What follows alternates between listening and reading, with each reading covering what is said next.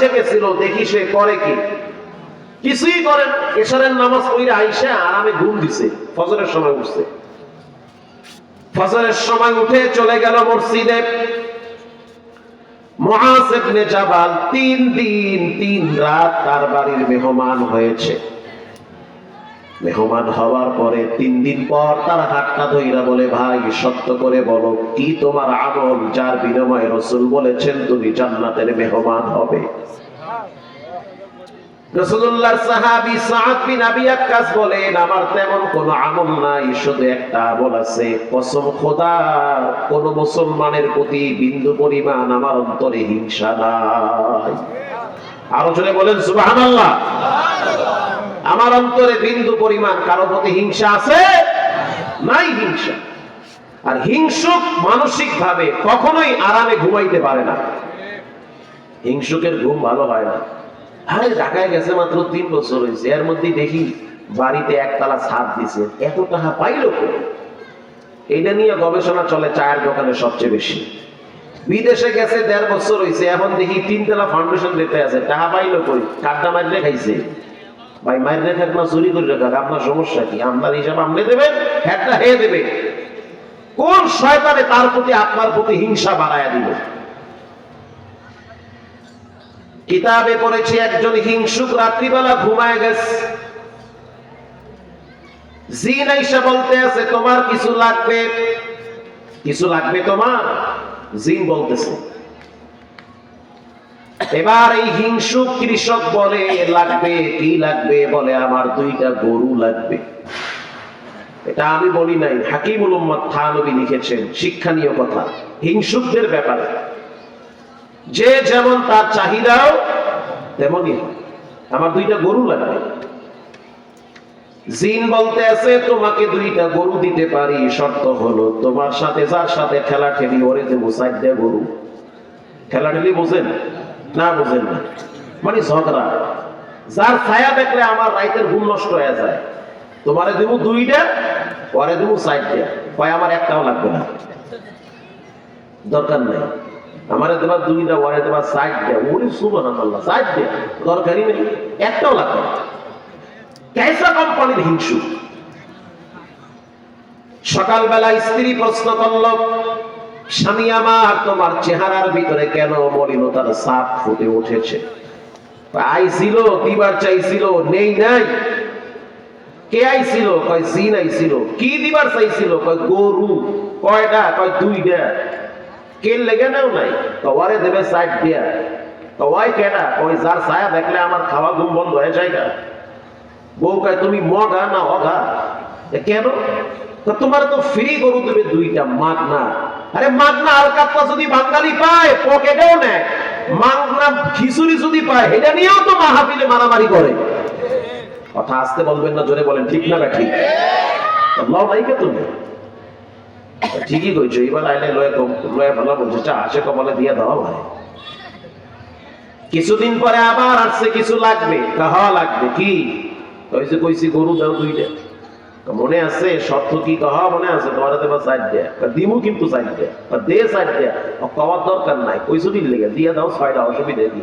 বললা দেখেই তো ভিতরটা ছাদ করে উঠছে। মানে জ্বললে পয়লা মরা জায়গা, মর জ্বললে পয়লা হিংসুকের গোষ্ঠী, খালি জ্বলবি আর মরবি। পরের দিন তাকায় দেখলো এর 2টা গরু, ওর 4টা গরু। আবার কিছুদিন পরে আইসা বলল, কিছু লাগবে? বলে হ্যাঁ লাগবে। কি লাগবে? আমারে 2টা মহিষ দে। শর্ত মনে আছে? হ্যাঁ বুঝছি, ওরে 4টা দিবি, দে আমারে 2টা। ওরে কয়টা? 4টা। কিছুদিন পরে আবার আসছে, কিছু লাগবে? কাহা লাগবে। কি লাগবে বল? একতলা বাড়ি করে দে। তোমরা জিন না? তোমরা তো চাইলে অনেক কিছু পারো। কাহা পারি। রক্তের লাগে মিললে তোমরা মানুষের খোঁচা মারো, একটা ঘর কইরা দাও। মনে আছে শর্ত? কাবারে দিবা 2 তলা ঘর। কাহা দেও 2 তলা, দেও, অসুবিধা নাই। আমার কষ্টের খবর আল্লাহ ছাড়া কেউ বোঝে না। কত বড় হিংসুক! আল্লাহর কাছে আমার কষ্টের খবর আল্লাহ ছাড়া কেউ জানে না। সকালবেলা তাকায় দেখলো পুষ্করির কিনারায় একতলা বাড়ি, যার সাথে ঠেলা ঠেলি ওর 2 তলা বাড়ি। বলেন মাথা কি ঠিক আছে? আছে? মাথা গরম হয়ে গেছে। কিছুদিন পরে আবার জিনে আইসা বলে কিছু লাগবে, লাগবে। কি লাগবে? আবার একটা চোখ উড়ে লয়া যা, আর দুইটা লয়া যাবি। জিনে বলে গেছে সিফার মধ্যে, কিরে তুই কি নোয়া খেললে না বরিশিল?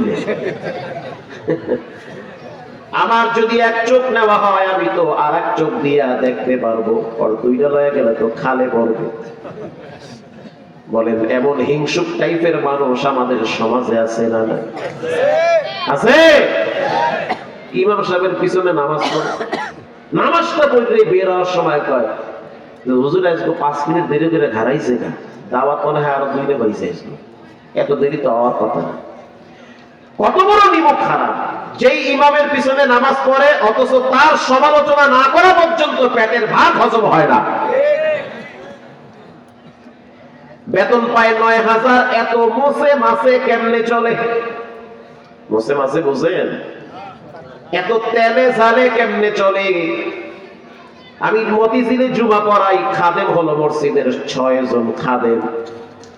তো যিনি প্রধান খাদেম, ওরে দেখি প্রতি জুমায় এক একটা নতুন নতুন জামা গায়ে দেয়। জামার গজের দাম হলো 600 টাকা, 700 টাকা গজ। আমি একদিন মজা করে বললাম বেতন কত পান? বলল হুজুর মাত্র 12,000 টাকা। ছেলে মেয়ে কয়জন? কয় 8 জন। সুবহানাল্লাহ, কই 8টা মাইয়া বলা? কয় এক ঘরে, কয় একটা নিয়েই তো আছে। অথচ আপনার দাড়ির দিকে তাকায় দেখলে মনে হয় জাইতুনের তেল লাগাইছে। এক এক জুমায় এক একটা ঘড়ি হাতে লাগায়। এরে মসজিদের খাদেম, বেতন কম, জামার গজের দাম 700। মাঝে মাঝে দেখি মসজিদের 3টা লইয়া আহে, ছোট ছোট 3টা, দেখতে অনেক সুন্দর, ফুটন্ত গোলাপ, আপেলের মতো এত সুন্দর। এত আরামে কেমনে চলেন? হাইসা দিয়ে বলে আমি চলি না, চালানেওয়ালা একজন, তিনি হলেন কে? আল্লাহ চালায়। يرفع الله الذين آمنوا منكم والذين أوتوا العلم درجات।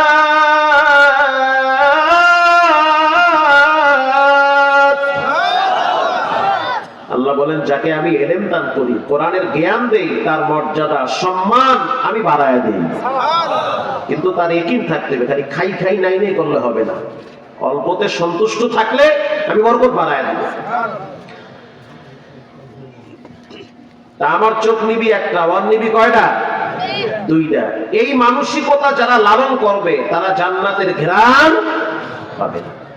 আর মক্কা শরীফ গিয়েও হিংসা করে, মক্কা শরীফ গিয়েও আর একজন কয় তুই বাংলাদেশ আইলি কেমনে, তুই তো গরিব মানুষ, এত টাকা পাইলি তুই, মানে হেনে গিয়েও খোঁজা মারে। আল্লাহ আমাদেরকে হেদায়েত দান করে। আরো জোরে বলেন প্রিয় ভাইরা আমার, আমি আপনাদের সামনে কোরআনুল কারীম থেকে একটি আয়াত তেলাওয়াত করেছি। রব্বুল আলামিন বলেন ওয়া'বুদুল্লাহ, আল্লাহর হক। আল্লাহর হকের ব্যাপারে 9-6 কইরো না, হঠাৎ ধরা খাবা, এমন চিপায় পড়বা পৃথিবীর কেউ তোমারে বাঁচাইতে পারবে না। আজকে এমন দৃশ্য দেখলাম, কেবল মাত্র কয়েক সেকেন্ডের ধাক্কা মারছে ভূমিকম্পে।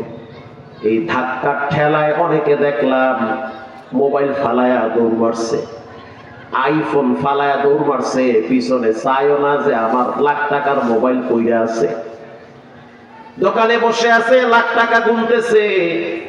যখন ধাক্কা মারছে টুল লড়তেছে, চেহাল লড়ে, পুরা রুম লড়ে, টাকা টাকা ফালায়া, ক্যাশ বাক্স ফালায়া মারছে দৌড়। তার মানে আগে নিজে বাচ্চালো, ওই টাকা মোবাইল পরে পাওয়া যাবে। তখন চিন্তা করলাম রব্বুল আলামিন কোরআনে বলেছেন ইযা যুলজিলাতিল আরদু জিলজালাহা, যখন জমিনকে প্রচন্ড ভাবে ধাক্কা মারা হবে। আল্লাহু আকবার জোরে বলেন। আল্লাহ বলেন যখন জমিনকে প্রচন্ড ভাবে ধাক্কা মারা হবে, ভূমিকম্প দেওয়া হবে, ওয়া আখরাজাতিল আরদু আসফালাহা, আল্লাহ বলেন জমিনের বোঝাগুলা উঠায়া ফালায়া দেওয়া হবে। কে জমিনের বোঝা? জমিনের বোঝা হলো মানুষ। 80 বছর আগে 100 বছর আগে যেই মানুষটারে কবরে রাখছে তাকে উঠায়া ফালায়া দিবে। সমস্ত পশু প্রাণীগুলোকে জমিন থেকে উঠায়া ফালায়া দেওয়া হবে। প্রত্যেকটা মানুষকে মৃত্যুর পরে সর্বনিম্ন 40,000 বছর মাটির নিচে থাকা লাগবে। আপনি চিন্তা করে দেখেন, একজন ব্যক্তিকে, যে ব্যক্তি সর্বশেষ মারা যাবে তাকেও 40,000 বছর মাটির নিচে থাকতে হবে। মুসলিম শরীফের হাদিস, মুসলিম শরীফের হাদিস, সর্বশেষ যে ব্যক্তি মারা যাবে কিয়ামতের আগে, ওই ব্যক্তিকেও মাটির নিচে বলেন কত হাজার বছর থাকা লাগবে? আরো জোরে বলেন। 40,000 বছর। কেমনে থাকবে? আর কোরআনে আল্লাহ তাআলা বলেন এটা হলো মাটির নিচে, কিন্তু কিয়ামতের ময়দানে 50,000 বছর আমি দাঁড় করায় রাখবো। 40 আর 50 কত হলো? বলেন কত? কানা মিকদারুহু 50,000 সানাতিন মিম্মা তাউদ্দুন। 50,000 বছর আমি মানুষগুলারে দাঁড় করায় রাখবো এক পায়ের তালুর উপরে। সেদিন সূর্য মাথার কিনারায় চলে আসবে। লা তাজুলু কদমা ইবনু আদম ইয়াউমাল কিয়ামা হাত্তা ইউসআলা আন 50 আন উমরিহি ফীমা আফনা। রাসূল বলেছেন প্রত্যেকটা মানুষকে 5টা করে প্রশ্ন করা হবে। 5টা প্রশ্নের উত্তর না দেওয়া পর্যন্ত চুল পরিমাণ লড়তে পারবেন না। রাসূল বলেন 5 প্রশ্নের জবাব না দেওয়া পর্যন্ত 100টা পরিমাণ কেউ লড়তে পারবে না। আল্লাহু আকবার বলেন। প্রথম প্রশ্ন হবে, লম্বা একটা হায়াত দিছি, কোন কাজে ব্যয় করলা? কিছু মুরব্বীরা হাত তুইলা বলবে, আল্লাহ আমরা লম্বা সময় চায়ের দোকানে টিভি আর পিড়ির পিছনে হায়াত ব্যয় করছি। আসতে বলেন, ঠিক না ঠিক? আবার কিছু যুবকরা বলবে, রব্বুল আলামিন নামাজের টাইমে মোবাইল টিপছি, আমরা শুক্রবার দিনও ঠিক মতো নামাজ পড়ি নাই, মসজিদে বয়া বয়া ইমাম সাহেব খুতবা দিছে, আমরা বয়া বয়া খেলা নিয়ে ব্যস্ত ছিলাম। মসজিদ আল্লাহর ঘরে, আল্লাহর ঘরে গিয়েও মোরাকাবায় খায় মোবাইল লইয়া ক্যান্সার কোম্পানির নিচে নামে। আল্লাহর হাবিব বলেন 5টা প্রশ্ন করা হবে। এর ভিতরে লাস্ট প্রশ্ন হলো কতটুকুন জানলা, কতটুকুন মাল্লা। কিন্তু যারা মুমিন তাদের এই 50,000 বছরের রাস্তাটা হবে জোহর থেকে আসরের সময়, এতটুকুন সময় ব্যয় হবে। জোহর থেকে আসর মোটামুটি 5-7 ঘন্টা হবে, তাই তো ভাই? কত? 2 ঘন্টা হাইয়েস্ট। এটা মুমিনদের ক্ষেত্রে হবে। মাটির নিচে 40,000 বছর, কিয়ামতের ময়দানে 50,000 বছর, পুলসিরাতের রাস্তা পাড়ি দিতে হবে 30,000 বছর। আল্লাহু আকবার বলেন। বলেন এই হলো কত বছর? 1,20,000 বছর পাড়ি দিয়া তারপরে হয় জান্নাত না হয় জাহান্নাম। সিরাজগঞ্জে বয়ানে গেলাম, বাংলাদেশের একজন নামকরা ডাক্তার অনেক বড় একটা মাদ্রাসা করছে তারাস থানায়। তিনি বাংলাদেশে চিকিৎসা করেন না, চিকিৎসা করেন আমেরিকাতে। বড় ডাক্তার, নামকরা ডাক্তার। তিনি আমাকে টেলিফোনে যখন দাওয়াত দিল অতটা আমি গুরুত্ব দেই নাই। সে আমাকে এতটুকুন বলল, আপনি একটু অনলাইনে সার্চ দিয়ে আমাকে দেখেন। আমি দেখে তো অবাক হয়ে গেছি, ও তো নামকরা ডাক্তার, বিশাল ব্যাপার স্যাপার। আমি তার মাদ্রাসায় গিয়া দেখলাম নিজের বাড়িটা যেই পরিমাণ সৌন্দর্য কারুকার্য দিয়া সাজাইছে, এর চেয়ে 10 গুণ সৌন্দর্য করছে মাদ্রাসা। সুবহানাল্লাহ। মানি জোরে আওয়াজ দিয়ে বলেন সুবহানাল্লাহ। আরে ডাক্তার সাহেব করছেন নাকি আপনি? তাই আমি দুনিয়াতে জান্নাত সাজাইছি, জান্নাত সাজাইছি। আমি বললাম নিজের ঘর এত সুন্দর না, অথচ মাদ্রাসা এত সুন্দর করে সাজাইলেন। ডাক্তার সাহেব বলল, ঘরে তো আমরা থাকি জাহান্নামের আসামি আমরা। কিন্তু মাদ্রাসায় যারা থাকে তারা তো নবীর মেহমান, আর নবীর মেহমানদের জন্য আমি পরিবেশটাকে সুন্দর করেছি। আমি আশ্চর্য হয়ে গেলাম, এই পরিবর্তন কেমনে হইল? তিনি বলল, হুজুর, এই মাদ্রাসাটা ছিল টিনের ঝুপড়ি বেড়া, আমার বাবাই করছে, ডাক্তার জাফরুল্লাহ। ওই জাফরুল্লাহ না, আর জাফরুল্লাহ আছে, বাবাও ডাক্তার। সে ঠাকুরগাঁয়ে বসতো, রংপুর মেডিকেলে বসতো। আমার বাবা বড় দিনদার মানুষ, টিন দিয়া মাদ্রাসা করছে। তখন ছাত্র ছিল মাত্র 35 জন। আমার বাবা সিদ্ধান্ত নিল, শেষ বয়সে আমি ছাত্রদের খেদমত করব। কোরআনের খেদমত করতে করতে যেন আমার মৃত্যু চলে আসে, আমার মরণটা যেন বাথরুমে না হয়। আজকে যারা ফজর না পইরা ভূমিকম্পের চিপায় পড়ছে, বলেন যদি এরা মইরা যাইতো তাহলে এদের উপায়টা কি হইতো? ফজর পড়লা না, এর ভিতরে ভূমিকম্পের ধাক্কায় মরণ, রবের আদালতে কোন চেহারা নিয়ে দাঁড়াইতা? রব্বুল আলামিন যদি চাইতো পুরা বাংলাদেশটারে সেজদায় ফালায় রাখতে পারতো। কথা বল না কা? আজকে দেখতেন পুরা বাংলাদেশ তামা তামা হয়ে গেছে, বিল্ডিং ভেঙ্গে মাটির সাথে গুড়া গুড়া হয়ে গেছে। কিন্তু ঢাকা শহর তো হলো কোরআনের শহর। হয়তো আল্লাহ তাআলা কোরআনের উসিলায় ঢাকা শহরটাকে এখনো পর্যন্ত নিরাপত্তার চাদর দিয়া ঢাইকা রাখছে, ঢাইকা রাখছে। আমার আব্বা জানরে আমি দেখছি প্রতিদিন সকালবেলা রুটি আর কলা মাদ্রাসার ছাত্রদের জন্য নিয়ে যাইতো। কথা কি বুঝতেছেন? প্রত্যেক দিন সকালবেলা আমার আব্বা হাজী সাহেব রুটি আর কলা মাথায় করে নিয়ে ছাত্রদেরকে খাওয়াইতো। আমাদের মাদ্রাসার পাশে তাকায় দেখেন রফিক বেকারি, এই বেকারি থেকে প্রতিদিন অর্ডার দেওয়া আছে 40টা রুটি আমার মাদ্রাসায় দিয়ে আসবা। আমি এখানে নিজের হাতে ছাত্রদেরকে খাওয়াবো রুটি আর কলা। এটা আমার দিলের শান্তি, এটা আমার আত্মার প্রশান্তি। আল্লাহু আকবার বলে। একদিন আমার রুটি আর কলা নিতে দেরি হয়েছে, পরে দেখলাম ছাত্ররা অনেকেই বলা বলি করতে লাগলো, আজকে আমাদের বলদ দাদু গেল কোথায়? কি দাদু? কি বলদ দাদু? এটা সুন্দর একটা ভাষা না? বাচ্চারা বলদ দাদু বলতেছে। কই বলদ দাদু আমাদের? রুটি আর কলা তো আজকে নিয়ে আসে না। হুজুর, আমার আব্বা জান এটা শোনার পরে তার রক্ত মাথায় উঠে গেছে। সে প্রচন্ড মাইন্ড করেছে, রাগ করেছে, আমি কাদেরকে খাওয়াই, এরা দেখি আমারে বলদ করে। এদের সবার বয়স হয়েছে মাত্র 9 বছর 10 বছর, কিচ্ছু বোঝে না।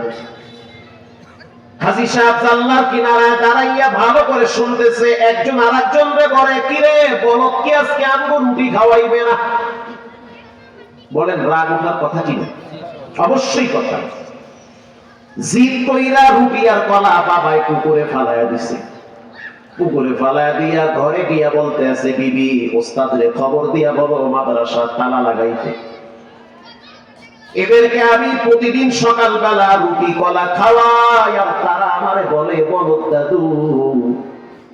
এটা প্রাপ্য তো আমি না, এটা তো আমি শুনতে চাই নাই, কেন এটা ওরা আমারে বলবো? আমি কাদেরকে খাওয়াই? স্ত্রী বলতে আছে, ও স্বামী আমার, রাগ কইরেন না। মাইয়ুরিদিল্লাহু বিহি খায়রান ইউফাক্কিহু ফিদ্দীন। আল্লাহ যদি কারো ভালো চায় তার দ্বারা দ্বীনের খেদমত করায়। কথা বল না? কারো টাকায় সিনেমা হল চলে, কারো টাকায় মাদ্রাসা চলে, কারো টাকায় যাত্রা চলে, কারো টাকায় গোরস্থানের ওয়াল নির্মাণ করা হয়। কোটি টাকার মালিক মক্কায় যাইতে পারে না।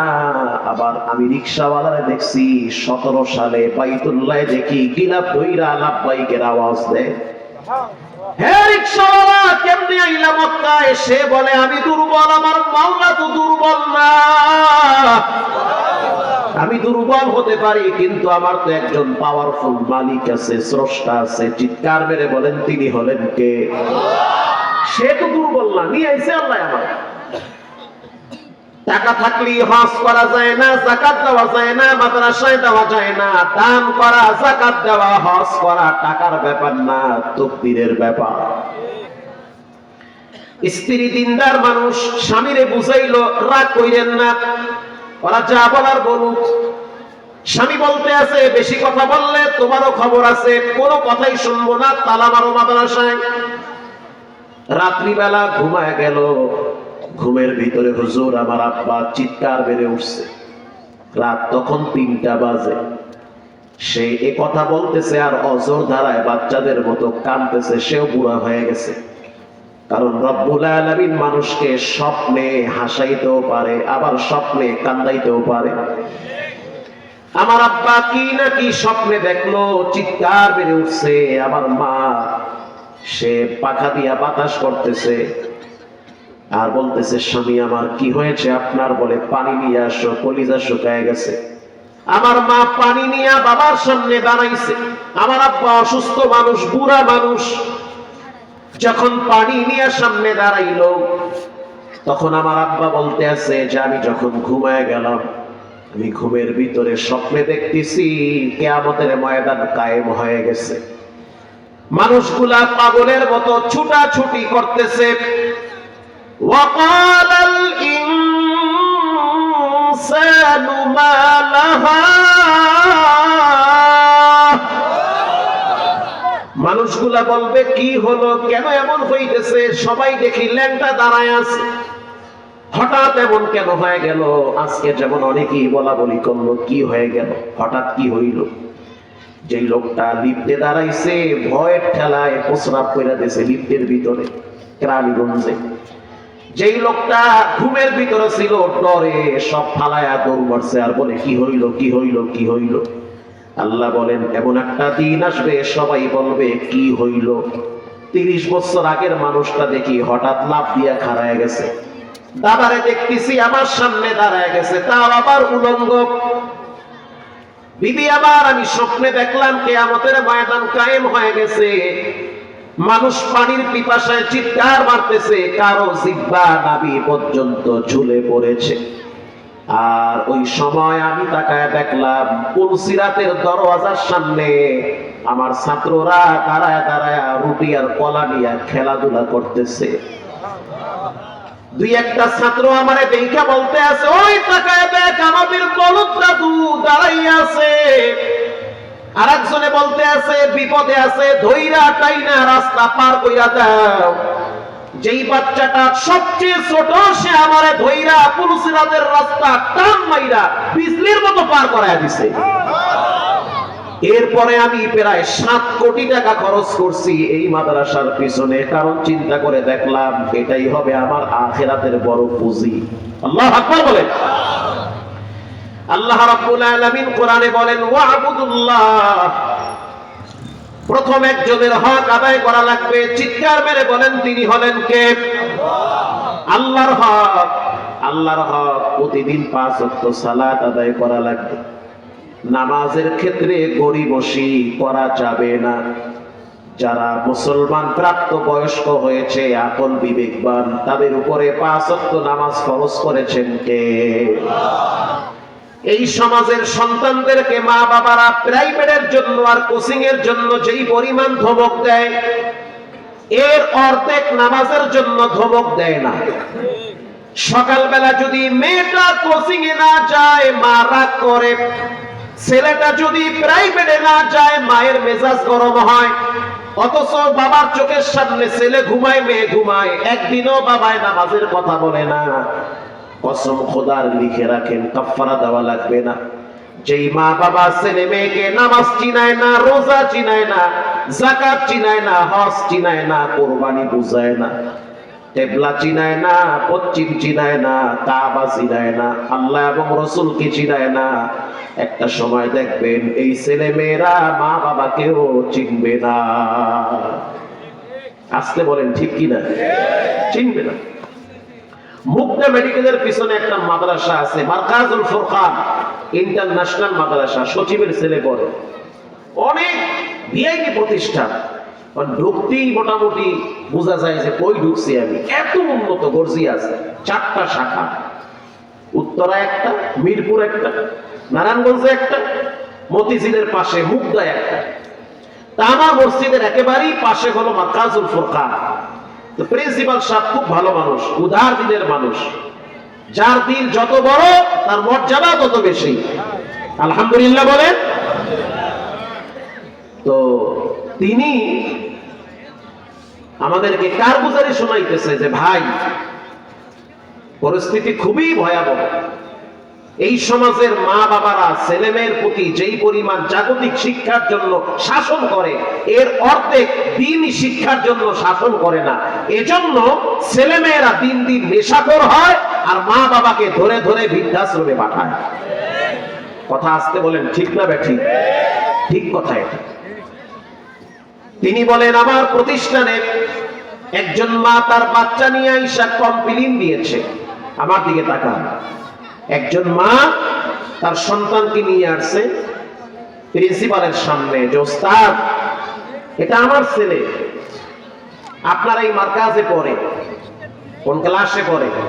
বলে নাজেরাখানায় পড়ে।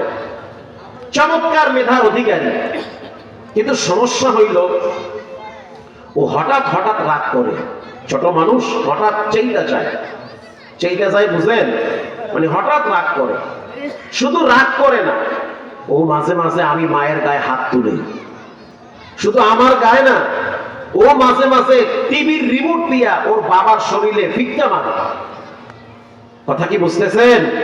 ভালো করে বুঝেন। মুগদা, ঢাকা, বাংলাদেশের চিত্র। আমাকেও মারে, ওর বাবাকেও মারে। আপনি ওকে শাসন করেন, ওকে বুঝান, ও কোরআন পড়ে, অথচ ও আমার গায়ে হাত দেয়, ওর বাবার গায়ে হাত দেয় কেন? প্রিন্সিপাল সাহেব বলেন ভাই, আমি তো বিশাল টেনশনে পড়ে গেলাম। এটা তো হওয়ার কথা না যে নাজেরাখানায় পড়ে, বয়স প্রায় 9 বছর হয়ে গেছে, অথচ আব্বার গায়ে হাত দেয়, মায়ের গায়ে হাত দেয়। এটা কেন হবে? প্রিন্সিপাল সাহেব বাচ্চাটাকে কাছে ডাকলো। কাছে ডাকার পরে দরওয়াজা লাগায় দিল, সিসি ক্যামেরা চলতেছে। বাচ্চাটারে কাছে ডাইকা চকলেট দিল, চিপস দিয়া বলতে আছে, বাবা তুমি কি তোমার মাকে মারো? বলে হ্যাঁ মারি। বাবাকে মারো? বলে রাগ উঠলে বাবার গায়ে হাত দেই। কেন? কাউস্তা যে আমার ভাল লাগছে না, আমার জিদ হইতে চাই না। আব্বার কথা শুনলে আমার জিদ হইতে চায়। ঢাকায় ভাষায় কয় আর কি, আমার অনেক রাগ উঠে যায়। এই জন্য মাঝে মাঝে আমি আব্বারও বাটাম দিই, মায়েরও বাটাম দিই। ওস্তাদ চিন্তা করল, নিঃসন্দেহে গোড়ায় কোনো সমস্যা আছে। তোমার দাদা দাদি নানা নানি বেঁচে আছে। সে বলল আমার দাদা দাদি আছে, কিন্তু আমার নানা নানি নাই। তোমার দাদা দাদি গ্রামে থাকে? বলে না, গ্রামে থাকে না। আমার কোনো চাচু নাই, আমার আব্বা একা। আর আমার 2টা ফুফু আছে, তারা আমেরিকায় থাকে। কথা কি বুঝতেছেন? আমার আব্বা একা। কই তোমার দাদা, কই তোমার দাদি? ওস্তাদ মাঝে মাঝে দেখার জন্য গাজীপুর যায়। কোথায় গাজীপুর? বলে হোতাপাড়া বৃদ্ধাশ্রমে আমার দাদা দাদি 2জনে সেখানে থাকে। মাসে একবার দেখার জন্য দাদার কাছে যাই, দাদির কাছে যাই। উস্তাদের চোখের পানি ঝরতেছে। বলেটা কি? বৃদ্ধাশ্রমে বাবারে ফালায়া সন্তানরে আলেম বানাইতে চায়, মান্দার গাছ লাগায়া কমলা ফলের আশা করে। উস্তাদ বলতে আছে, তুমি যখন দেখার জন্য দাদা দাদির কাছে যাও, তারা বলে কি? উস্তাদ আমার দাদি আমারে জড়ায় ধইরা অজর ধারায় কান্দে আর বলে, নাতি রে, তোর বাবা আমার সাথে যেই ব্যবহার করেছে, তুই কিন্তু তোর মায়ের সাথে এই ব্যবহার করিস না। তোর বাপরে আমি পেটে রাখছি, কষ্ট সহ্য করছি। তোর বাপরে আমি পেটে রাখতে গিয়া খাবার খাইতে পারি নাই, বমি করে দিয়েছি। তোর আব্বা যখন আমার পেটে বড় হয়েছে, তখন তোর বাবা পা দিয়া লাথি মারছে আমারে। উস্তাদ, আমি আমার দাদিরে বললাম, দাদি আব্বুরে যখন পেটে রাখছো তখন কি তোমার কষ্ট হয় নাই? বলে, বাজান, আমার মাঝে মাঝে শ্বাস বন্ধ হয়ে যেত, রাত্রিবেলা আমি ঘুমাইতে পারতাম না। তোমার দাদা আমারে বলতো, বিবি আমার, এই জন্যই তো আল্লাহ মায়ের পায়ের নিচে সন্তানের জান্নাত বিছায়া রাখছে, এই কষ্টের কারণে। আল্লাহু আকবার বলেন। ওস্তাদ, আমার দাদি আমারে বুকের সাথে জড়াইয়া কপালে চুমা দিয়া বলে, ও নাতি, একদিন তোমার আব্বারে আমি বুকের সাথে জড়াইয়া কপালে চুমা দিছি, তোমার বাবার মাথায় আমি চিরুনি দিয়ে আশ্রয়া দিছি, তোমার আব্বারে আমি নিজের হাতে পাখা দিয়া বাতাস কইরা কইরা ঘুম পাড়াইছি। শীতের দিন তোমার আব্বা এক রাতে 21 বার প্রস্রাব পায়খানা করছে, পেট খারাপ হইছে, আমি নিজে মেথরনির মতো সাফ করছি। এত কষ্ট তোমার আব্বার জন্য করলাম, আজ তোমার আব্বা আমারে বৃদ্ধাশ্রমে ফালায় রাখছে। মাস চলে যায়, দেখার জন্য আসে না, মাঝে মাঝে তুমি আসো, এই জন্য তুমি মাদ্রাসায় পড়ো নাকি, কিন্তু খবরদার তোমার মায়ের সাথে এমন ব্যবহার কইরো না। দাদি, তুমি কি আমার আব্বার উপরের রাত? উস্তাদ, আমি তাকায় দেখি দাদির চোখের পানি পায়া পায়া পরে আর বলে, আল্লাহ, আমার ভিতরের কষ্টটা তুমি আমার সন্তানের জন্য অভিশাপ হিসাবে লেখো না। আমি যদি কষ্ট পাই, আমার সন্তানের পায়ের নিচের মাটি থাকবে না। রব্বুল আলামিন, আমি ধৈর্য ধরেছি, তুমি আমার সন্তানটার হেফাজত করো, একে বলে মা।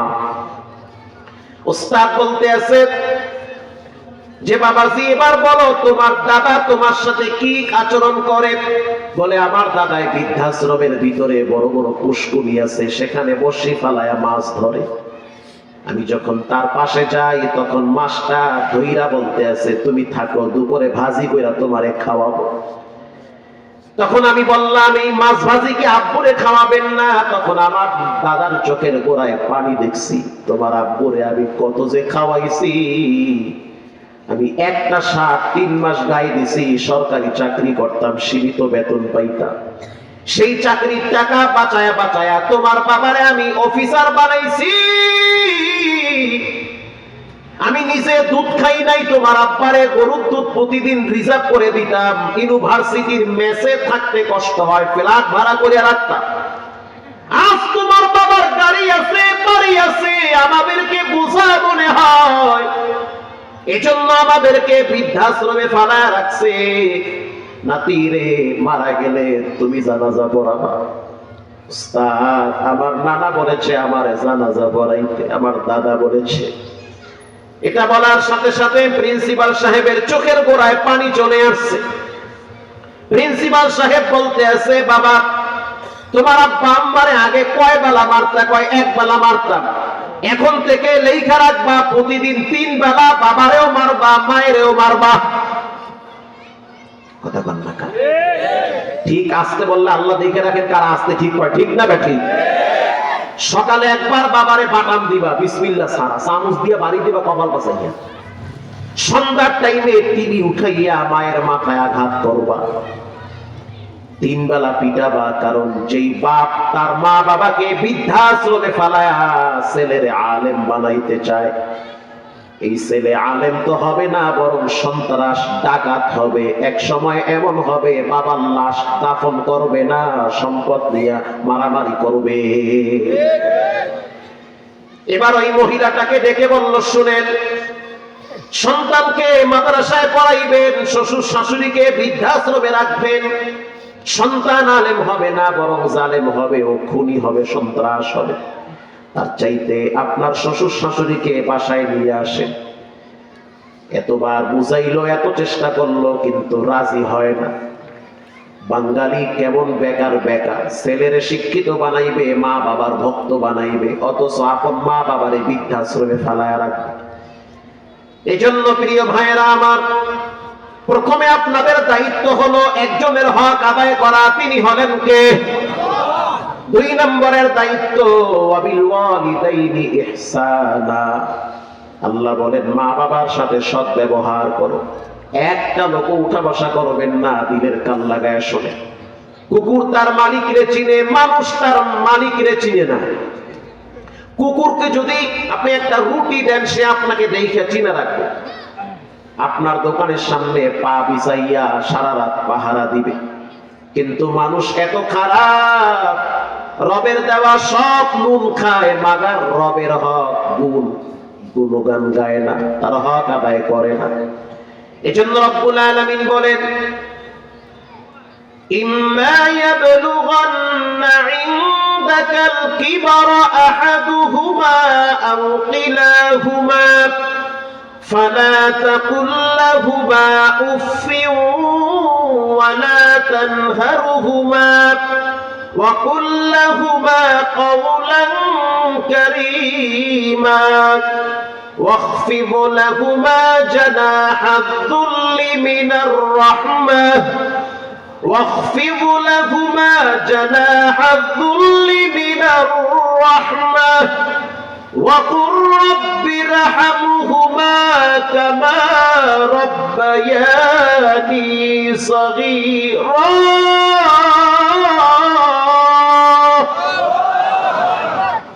আল্লাহ বলেন, মাহমুদুল হাসান, যতদিন তোমার দেহে প্রাণ আছে, শ্বাস টানতে পারো, তোমার জীবদ্দশায় মা বাবার দুইজনের একজনকে যদি পাও, তাহলে তাদের সাথে সৎ ব্যবহার করো। ওয়ালা তানহারুহুমা, মাথায় ছাকি দিবা না। ওয়াকুল লাহুমা কাওলান কারীমা, নরম ব্যবহার করবা। কাওলান লাতীফা, কাওলান জামিলা, সুন্দর ব্যবহার করো, সুন্দর ভাষায় কথা বলো। সন্তান 100 বার বৃদ্ধ বয়সে আপনাকে বলবে খাইছনি, আপনি খাইবেন, এরপরেও মা আবার বলবে খাইছনি। সে ভুলে গেছে, সে বেরোনষ্টকের রোগী, তার মাথায় কাজ করে না। মা আবার বলবে, সন্তান তুমি কি খাইছো? আপনি 10 বার বলার পরে বিরক্ত হইয়া বলেন, কয়বার কবু কইছি না যে খাইছি? এরপরও ফেডর ফেডর করো। আল্লাহ বলেন, ওয়ালা তানহারহুমা, মাথায় ছাকি দিও না, কারণ সে হলো তোমার মা। আল্লাহ আকবার বলেন। ওয়াকুল লাহুমা কাওলান কারীমা, নরম ভাষায় কথা বলো। আমি বাংলাদেশের একজন আলেমের নাম যদি বলি, আপনারা সবাই তাকে চিনবেন। একটা ফুটন্ত গোলাপ, 5টা মাদ্রাসায় তিনি বুখারীর দর্স দেন, তিনি ফতোয়া লেখেন, নিজের হাতে ফতোয়া তিনি লেখেন। বাংলাদেশের প্রথম সারির একজন আলেম। তার ঘরের খবর তো আপনারা জানেন না, বাহিরের দৃশ্য দেখেন। তিনি যখন বাহিরে বের হয়, তখন ধুতি পাঞ্জাবিতে মার দিয়া বের হয়। তার পাশে কোনো মানুষ থাকলে মনে হয় শরীর থেকে মিশকের ঘ্রাণ বের হয়। তিনি যখন রাস্তা দিয়ে হাঁটে, তার ছাত্ররা তার জুতা বুকে লাগায়। আমি যদি তার পায়ের ধুলা আমার বুকে লাগাইতে পারতাম, মনে হয় ইজ্জত আরো একটু আল্লাহ বাড়ায় দিত। তাহলে বুঝেন কেমন সম্মানী ব্যক্তি। অথচ তার প্রতিদিনের রুটিন কি আপনারা শুনলে আশ্চর্য হয়ে যাবেন। প্রতিদিন 5টা মাদ্রাসায় বুখারী পড়ায়, আবার রাত্রে মাহফিল করে, আবার রাত্রে আইসা দর্স দেওয়া লাগে।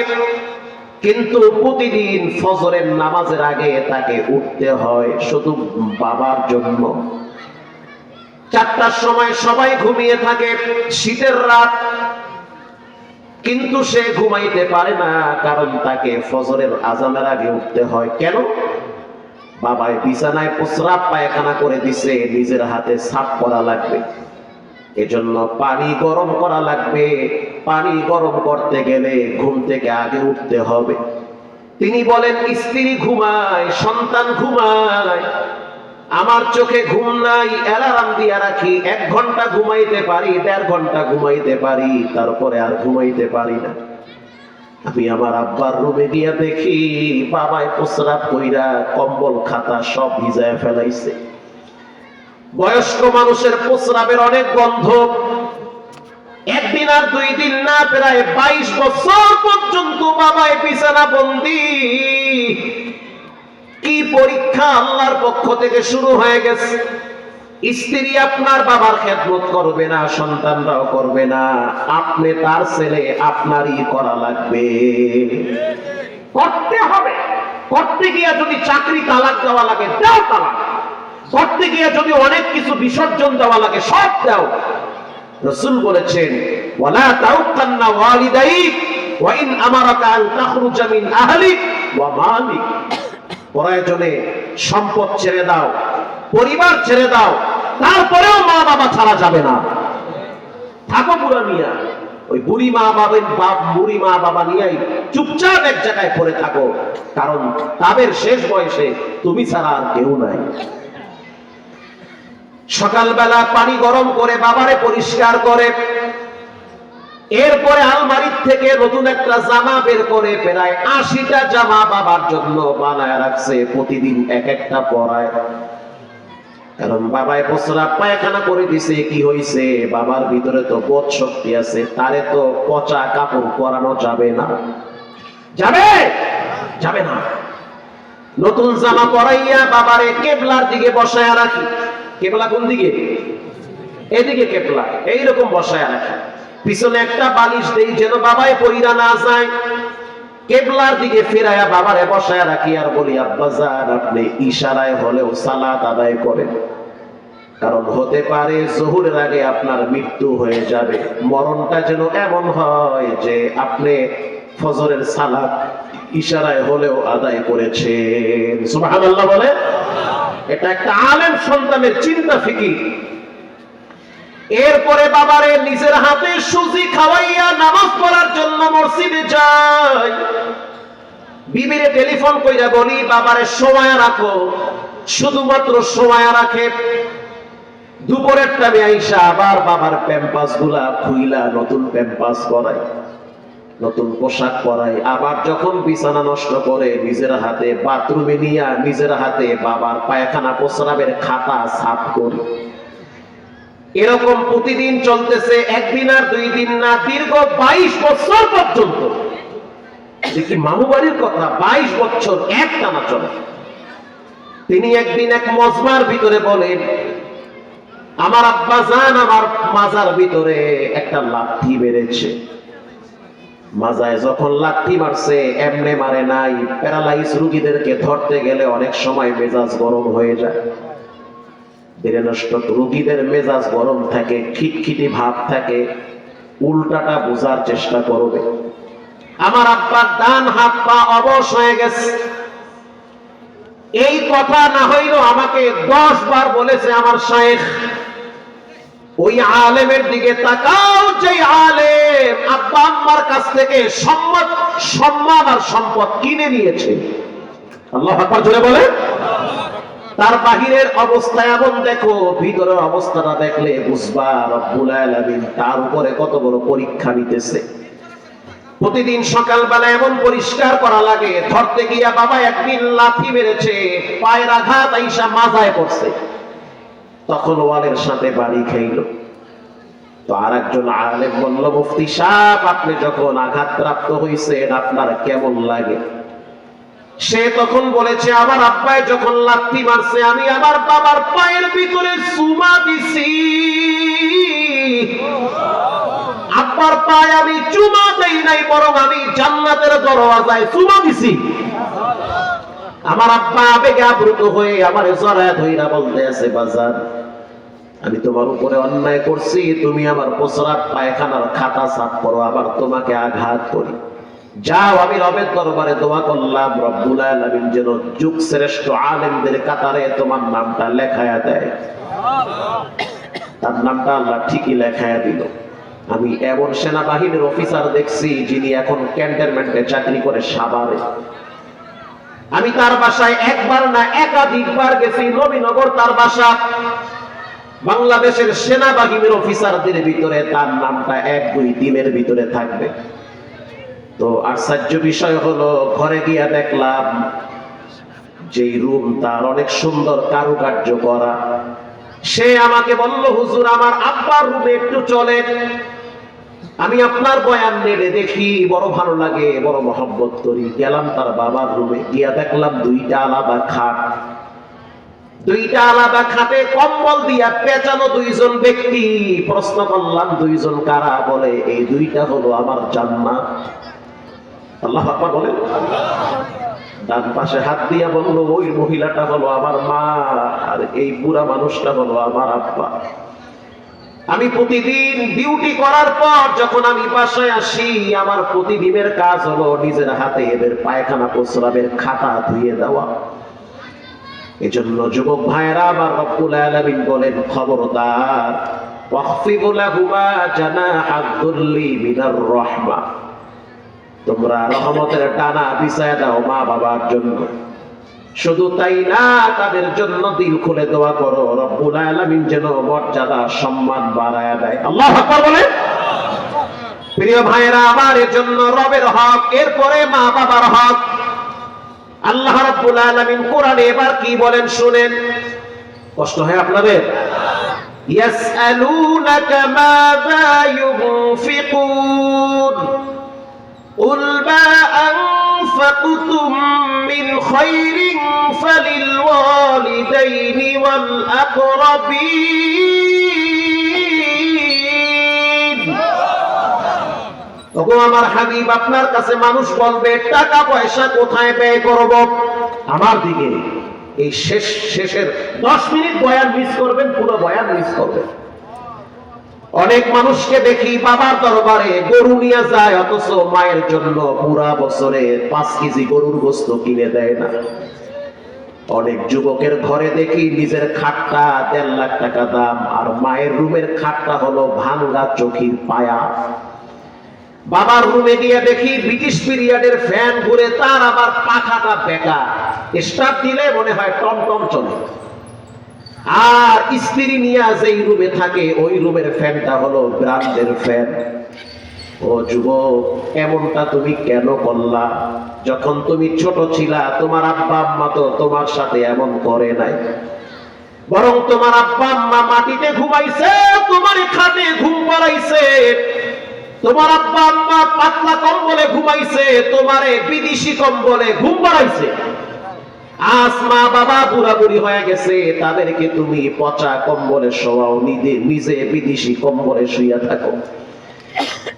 রব্বুল আলামিন স্পষ্ট ভাবে রাসূলকে বলেন, হে নবী, আপনার কাছে মানুষ এসে বলবে টাকা পয়সা কোথায় ব্যয় করব, আপনি জানায় দেন কুল মা আনফাকতুম মিন খায়রিন ফালিল ওয়ালিদাইনি ওয়াল আকরাবিন।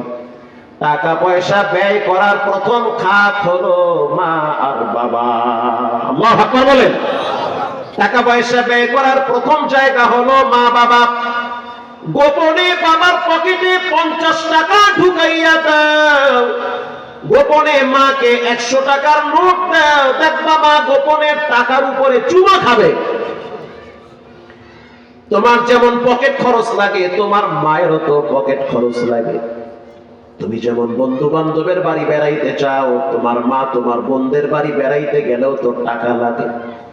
ওই বাড়িতে 3-4টা নাতি আছে, গেলি তো তারা জড়ায় ধইরা বলে নানি কি নিয়ে আসছে। তুমি যদি টাকা না দাও তাহলে তো মায়ের মনটা দুর্বল থাকে। স্ত্রীর হাতে যেমন তুমি হাত খরচ দাও, যুবক শুনে নাও, মা বাবাকে গোপনে হাত খরচ দেওয়ার দরকার আছে না নাই? ওই জায়গায় কেন বৈষম্য তৈরি করেন? ছেলে স্কুলে গেলে তাকে আপনি 50 টাকা দেন, আপনি যখন মাদ্রাসায় যাইতেন, স্কুলে যাইতেন, আপনার আব্বা গোপনে আপনারে 500 দিত, মা আবার গোপনে আলাদা আপনারে 500 দিত। মায়ের টাকাগুলা বড় কষ্টের টাকা, 20 টাকা 10 টাকা 5 টাকা পেঁচাইয়া এতগুলা টাকা পোল্টা বানায় আপনারে দিয়ে দিবে, আর বলবে বাজার এগুলা তোমার মন মতো খরচ করবা। তুমি যখন ঘর থেকে বেরিয়ে স্কুলে যাও, মেসে চলে যাও, লেখাপড়ার জন্য দূরে যাও, মা তখন বাড়ির পিছনে গাছের পিছনে দাঁড়াইয়া তোমার দিকে ফিরা চোখে পানি ছেড়ে কান্দে আর কয় আল্লাহ, অ্যাক্সিডেন্ট থেকে বিপদ থেকে আমার সন্তানকে বাঁচাও। একমাত্র এটা মা করে, পৃথিবীতে দ্বিতীয় কোনো নারী তোমার জন্য করবে না। আজ তোমার মা বুড়ি হয়ে গেছে, হাঁটতে পারে না, মাজা দুর্বল হয়ে গেছে, অথচ তোমার উচিত তারে গোপনে গোপনে কিছু টাকা দেওয়া। আমার আব্বা আম্মা আলহামদুলিল্লাহ দুইজনই ভালো আছেন। ঢাকায় যখন বাসায় আসে, আমার মেয়ে বাচ্চা মেয়েটার হাতে আমি 500 টাকা ধরায় দিয়ে বলি যাও দাদির দিয়ে আসো, আর বইলা দেই খবরদার তোমার মায় যেন না জানে। কথা কি বুঝতেছেন? কারণ সবাইকে সব কথা জানানোর দরকার নাই। মাশাআল্লাহ, মেয়েটাও ওরকম হয়ে গেছে। আব্বু দাও, দাদির দিয়ে আসি, আম্মুকে বলবো না।